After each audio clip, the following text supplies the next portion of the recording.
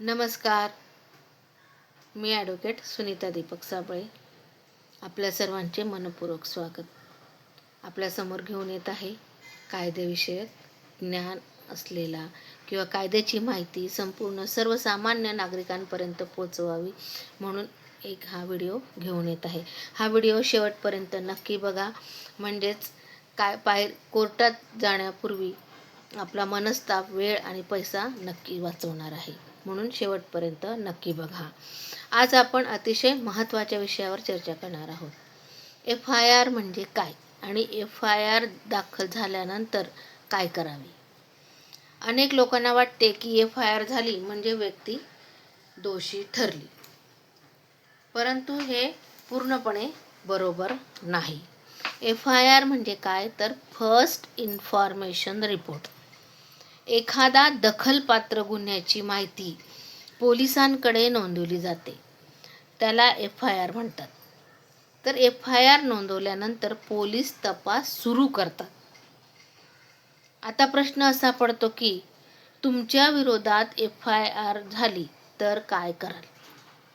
तर सर्वप्रथम घाबरू नका.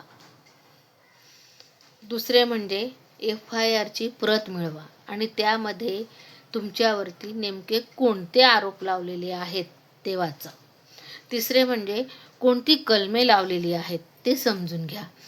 त्याचबरोबर गुन्ह्याचे स्वरूप काय आहे आणि पुढील कायदेशीर प्रक्रिया काय आहे हे ठरत असते.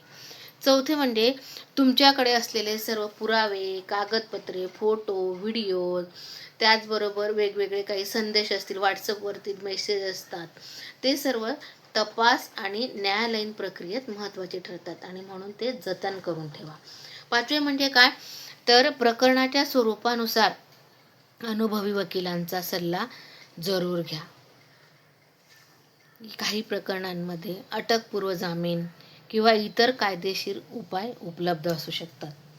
एक गोष्ट लक्षात ठेवा, FIR म्हणजे शिक्षा नाही, ती केवळ तपासाची सुरुवात असते.